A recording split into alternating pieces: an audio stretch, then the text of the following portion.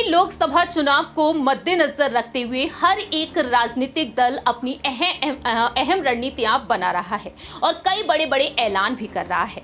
रुख किया जाए उत्तर प्रदेश की सियासत की तरफ तो उत्तर प्रदेश में भी इन दिनों सियासत गरमाई हुई है।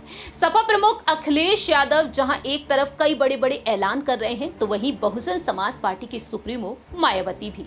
लेकिन इन आगामी लोकसभा चुनाव को लेकर जहां एक तरफ कई अटकलें तेज हैं तो यहां पर समीकरण ये भी कहीं ना कहीं बनते हुए दिखाई दे रहे हैं कि वाकई में यहां पर समाजवादी पार्टी और बहुजन समाज पार्टी एक बार फिर से गठबंधन करती हुई देखी जाएगी या फिर नहीं। इसका जवाब अब दे दिया है खुद अखिलेश यादव ने।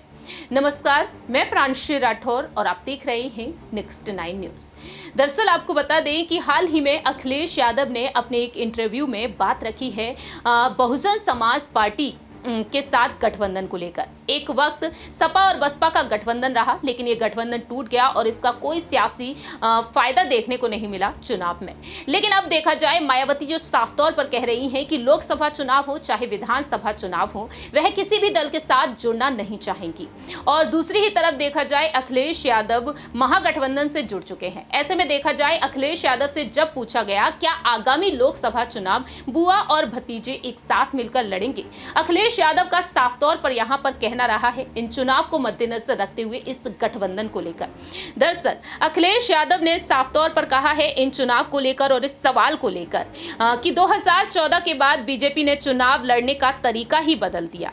बीजेपी को हराने के लिए गठबंधन धर्म का सपा ने पालन किया, सहयोगी पार्टी को मनपसंद और ज्यादा से ज्यादा सीट दी। सपा एक बार फिर से विपक्षी पार्टियों के साथ गठबंधन में शामिल हुई और इसलिए अन्य दलों को भी गठबंधन का हिस्सा बनने की अपील की।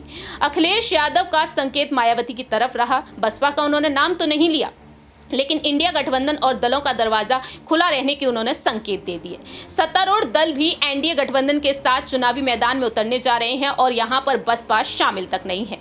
ऐसे में देखा जाए तो अखिलेश यादव ने यहां पर कुछ अहम दावे किए। उनका दावा रहा 5 सीटें मिलने के सवाल पर कि सपा का वोट कम नहीं हुआ, गठबंधन से बीजेपी को हराने की सीख मिली और मायावती के साथ गठबंधन को लेकर अब सियासी सरगर्मियां बढ़ चुकी हैं। तो फिलहाल देखा जाए अखिलेश यादव ये साफ कर चुके हैं, कंफ्यूजन की स्थिति वह साफ करते हुए नजर आए हैं और उन्होंने यहां पर साफ तौर पर कहा है कि वो कोई भी कंफ्यूजन नहीं चाहते हैं, वो एक स्पष्ट रणनीति चाहते हैं। अगर स्पष्ट रणनीति के साथ चुनाव में आएंगे तो जीत सकेंगे। मायावती और बीजेपी की रणनीति एक दूसरे से मिलती रही है।